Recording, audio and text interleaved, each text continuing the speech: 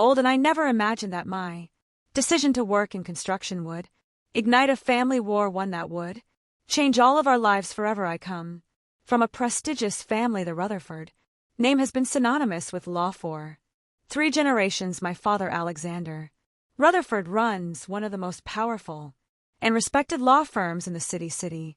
My older brother, Dean, followed in his footsteps, graduating with honors from the same university as our father. It was expected, no, assumed that I would do the same, but I was different. What do you mean you don't want to study law? My father's voice boomed through his elegant office the day I broke the news to him at 18. His dark mahogany desk, always an imposing presence, seemed even larger between us. It's our family tradition, he insisted, his expression unreadable somewhere between disbelief and fury. I want to build things, Dad, to create with my own hands, to see tangible results. A builder. He removed his expensive glasses, pinching the bridge of his nose as if I had given him a headache.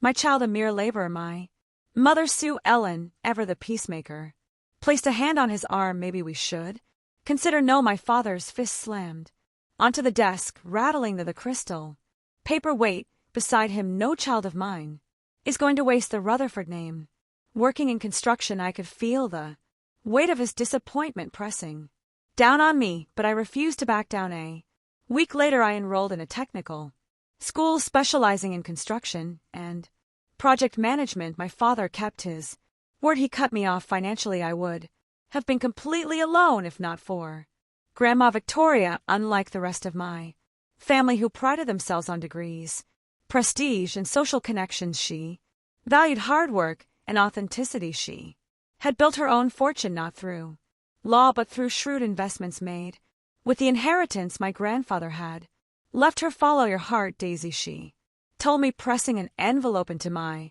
hands to cover my tuition. Her sharp eyes softened. True prestige isn't about wealth, it's about doing what you love. For years I worked my way up from the bottom, starting as a laborer, learning every aspect of the trade. My hands grew callous, my skin bronzed under the sun. I pushed through exhaustion, through doubt, through the whispered gossip at family gatherings. My father refused to speak to me at dinners. He treated me like a stranger. My brother Dean followed his lead, always looking at me with a mix of pity and disappointment. You can still change your mind, my mother would whisper, desperate to mend the divide. Your father would forgive you if you went back to university. But I was forging my own path. By the time I was 28, I had founded my own construction company, specializing in eco-friendly projects. We were small but gaining recognition, and my grandmother, she was proud. She would visit my construction sites in her elegant clothes, unbothered by the dust and noise. This she would say, pointing at the steel beams rising toward the sky, is a real legacy. You're building the future. But 6 months ago, everything changed. Grandma Victoria fell gravely ill. Terminal cancer. The doctor said she only has a few months left. Suddenly my father and Dean weren't ignoring her legacy. They were fighting over it. I overheard them one evening, their voices hushed but urgent. In my father's study, we have to protect the family's assets. My father said we can't let them fall into the wrong hands. They didn't mean outsiders, they meant me, but I wasn't thinking about inheritance. I was thinking about her. I moved into her mansion, setting up a hospital bed in her sunlit bedroom and hiring round the clock nurses after work. I came straight to her bedside, still dressed in my construction clothes, dust clinging to my jeans, my boots tracking dirt onto the pristine floors. I like seeing you like this, she'd say, her voice weak but full of warmth, honest, hardworking, covered in the dust of your achievements. Then one evening she made an unusual request. Bring the notary tomorrow, she said, her frail hand reaching for mine, and make sure the whole family is there. I hesitated. Are you sure, Grandma? Knowing smile flickered across her lips. More than ever, my dear builder. The family meeting was tense. My father, my mother, my aunts, and my cousins had all gathered in Grandma Victoria's elegant living room. The chandelier overhead cast a golden glow across the polished wooden floors, its light flickering against the glass cabinets filled with generations of family heirlooms. Seated near the grand fireplace, the notary, a serious man with a leather briefcase, adjusted his glasses as he waited for silence beside him in a red jaw-looking armchair. My grandmother sat propped up on pillows or frail, hands resting on the silk coverlet draped over her lap. Before the notary could begin, my father cleared his throat and straightened his posture. I think we should first discuss the importance of preserving our family's prestige, he announced, his deep voice carrying a sense of authority, as if he expected no objections. But before anyone could respond, Grandma Victoria raised a thin, trembling hand. Silence. Her voice was weak but firm, cutting through the room like a blade. Despite her age and declining health, she commanded attention effortlessly. My father's lips pressed into a tight line, but he said nothing further. It's time for everyone to hear my decisions, she continued. The notary nodded and unlatched his briefcase, pulling out several neatly stacked documents. The rustling of paper was the only sound in the room. My father adjusted his expensive silk tie, his fingers smoothing the fabric with practiced precision. Across from him, my older brother Dean smirked, exuding confidence, as if he already knew how this would play out. Before I read my will, Grandma Victoria began, her sharp eyes sweeping over the room. I want to explain my reasons. That's not necessary, Mother. My father interrupted, his tone overly measured. We all understand the importance of maintaining the family legacy. A soft chuckle escaped my grandmother's lips, though it held no warmth. Are you referring to the arrogance and snobbery you've been cultivating, Alexander? A heavy silence hit like on this video fell over the room. My father ped slightly, his jaw tightening, but he said nothing. For years, my grandmother continued, her voice growing steadier, I've watched this family drift further and further from real values. You've become obsessed with titles, appearances, and what people will say. You turned your back on your own child just because she chose an honest profession. Tell me, do you have any idea what your father would have thought about that? Dean, who had been lounging in his chair, straightened slightly. Grandfather was a respected judge, he began, but Grandma Victoria cut him off with a sharp look. Your grandfather, she said with unmistakable pride, started as a carpenter. A ripple of surprise moved through the room. My father tensed, his expression darkening. You never told them that part of the story, did you, Alexander? She pressed, her gaze unwavering. My father shifted uncomfort in his seat as every eye in the room turned to him. He worked with his hands for years, she continued, her voice unwavering. He studied law at night, but during the day he built furniture to pay for his education. He was proud of his work, of his callous hands, of every drop of sweat he shed along the way. She exhaled as if summoning the last of her strength, and then turned to the notary with a nod. Please proceed. The notary cleared his throat and adjusted his glasses. I, Victoria Rutherford, in full possession of my mental faculties, declare the following. What followed hit our family like a bombshell. My grandmother had completely reorganized her fortune. The family mansion, a historic estate valued at several $1 million, would no longer be passed down. It was to be turned into an educational foundation for underprivileged youth seeking to learn skilled trades. A murmur spread through the room. My aunts exchanged scandalized whispers. The notary continued, unshaken, her commercial properties, which generate substantial rental income, will be placed in a trust under the management of Miss Daisy Rutherford. My father bolted upright in his chair. This is ridiculous, he spat. She has no experience managing properties. The notary remained composed. On the contrary, he replied smoothly, Miss Daisy Rutherford has demonstrated exceptional business management skills. Her eco-friendly construction projects have received national recognition. I felt my breath hitch. Recognition from my grandmother. My chest tightened, though I kept my expression neutral. Grandma Victoria smiled, her eyes softening as she looked at me. I've been watching you, Daisy, she said with quiet pride. You've built more than just buildings. You've built an ethical, sustainable business. Dean's smirk had completely vanished. My father's fury only grew. I won't allow this, he snapped, his voice booming. You don't deserve anything from this family.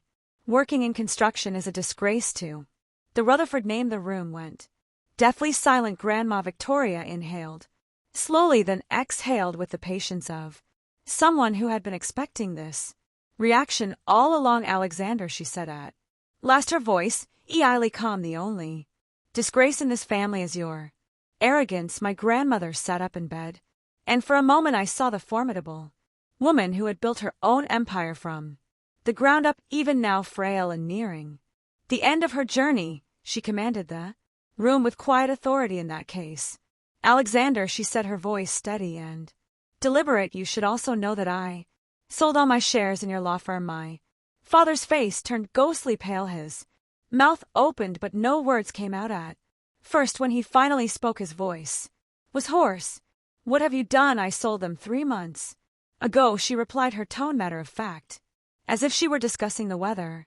Every cent went into a scholarship fund for students pursuing skilled trades. A stunned silence filled the room. Then chaos erupted. Dean shot to his feet, shouting about contesting the will. My aunts gasped, tears spilling down their faces. My cousins exchanged frantic whispers, their expressions a mix of shock and disbelief. My grandmother remained composed, unmoved by the outburst. You can challenge it all you want, she said calmly. It's legally airtight. My legal team, which I should point out is not yours. Alexander ensured that she let the weight of her words settle before turning to me. Daisy, there's one more thing. From beneath her pillow she pulled out an envelope and placed it in my hands. This is my final project, she said, her gaze unwavering, and I want you to build it. I carefully opened the envelope and unfolded the documents inside. Blueprints. My breath caught as I scanned them. A massive complex featuring student housing, state-of-the-art workshops, and green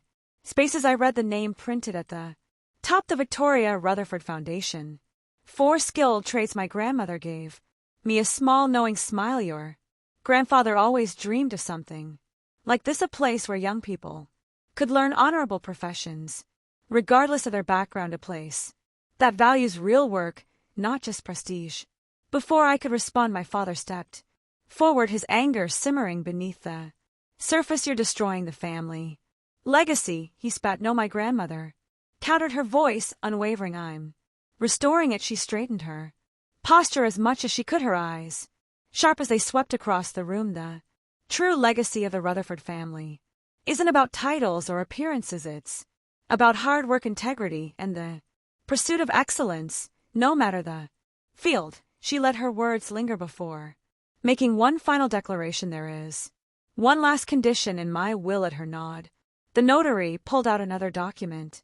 Any family member who wishes to receive their inheritance, he read aloud, must work for 1 full year in a skilled trade: construction, carpentry, electrical work, or any other hands-on profession of their choosing. The reaction was immediate. Dean turned red with rage, sputtering in protest. My aunts erupted into frantic objections, their voices rising over one another. My cousins stared at each other as if they'd just been blindsided by an earthquake. This is humiliating, my father roared. No, my grandmother said gently but firmly, this is humility, and that is something this family has forgotten. For a long moment no one spoke, no one dared. In the weeks that followed, as my grandmother's health declined, something remarkable began to happen, something I never expected. Change. 2 of my younger cousins, both of whom had spent their lives coasting on family wealth, showed up at my office one afternoon, hesitant but determined. We were wondering. One of them started avoiding my gaze. If you could help us find apprenticeships in construction. My cousin Anna, fresh out of business school, enrolled in a carpentry course, and then after weeks of tantrums and silence, Dean showed up at one of my job sites dressed in an expensive suit and polished shoes. He looked entirely out of place, shifting awkwardly as he took in the scene around him. I don't know anything about construction, he admitted, rubbing the back of his neck. But could you teach me? My father was the last to break the night before my subscribe for more revenge stories. Grandmother passed away. I found him sitting by her bedside, his head bowed, his hands trembling. He looked smaller, somehow less the powerful attorney, more the son who had once admired his mother's strength. His voice was barely a whisper. Forgive me, Mom, he murmured. I was so obsessed with maintaining appearances that I lost sight of what really matters. She reached out her frail finger, brushing against his hand. Then don't make the same mistake twice the next. Mourning my grandmother Victoria, Rutherford passed away peacefully, holding my callous hand in hers, but her legacy will live forever a year later. The Victoria Rutherford Foundation for Skilled Trades opened its doors. What started as my grandmother's final wish had now become a fully realized institution. State-of-the-art workshops, student housing, and classrooms filled with young people eager to learn real hands-on professions. It was more than a school, it was a second chance for so many who had been overlooked by a system that valued titles over skill. After completing his mandatory year of hands-on labor, my father didn't simply return to business as usual. He redefined his entire career. He had chosen carpentry for his trade, just like my grandfather once had, but instead of walking away from the legal world, he transformed his law firm's focus entirely. Rutherford and Associates was no longer a firm catering to corporate clients and high-net-worth individuals. Instead, it became a specialized legal practice dedicated to construction law. My father and his team now represented small construction firms, independent contractors, and skilled tradespeople, workers who built the very foundations of our cities but often found themselves exploited by large developers, caught in unfair contracts, or denied rightful payment for their labor. He and his firm fought for safer work conditions, defended workers against wage theft, and helped small businesses navigate the complex legal landscape of the construction industry. Instead of serving the powerful, he now stood up for those who actually built the world around us. Dean remained at the firm, but his role gradually shifted. The foundation became his biggest client, the work he was most passionate about. At first, he saw it as just another obligation, a way to fulfill the conditions of the will and move on. But something changed over time. He started taking a real interest in what we were doing. He sat in on project meetings, walked through job sites, and even picked up a hammer himself one day. After finishing his first renovation project, he admitted that the most fulfilling moment of his career wasn't winning a high-profile case in court, but standing in front of a house he had helped restore, knowing a family would finally have a safe place to live. One afternoon, as we stood side by side, watching the progress of a new training center for the foundation, he turned to me and said, "Your grandmother was right. There's nothing more noble than building something real, something that lasts." He wasn't just talking about structures. Today, the foundation is thriving. Every year, hundreds of young people walk through its doors, learning the skills that will shape their futures. Some go on to start their own businesses. Others join companies that finally recognize the value of their work, and every single one of them carries forward the true legacy of the Rutherford family. Not wealth, not status, but hard work, excellence, and dignity. As for me, I'm still building. Every project is a tribute to my grandmother and to her belief that the world doesn't need more people chasing empty prestige. It needs people willing to create, to fix, to build. A plaque at the entrance of the foundation reads, "True prestige isn't about what you own, it's about what you build with your own hands." My grandmother taught us that sometimes you have to tear down the walls of arrogance and prejudice to build something truly valuable, and that perhaps is the most important construction of all. Thanks for watching. If you enjoyed the story, like the video and subscribe to our channel. This is the Twist Vault, where justice always finds its way. See you next time.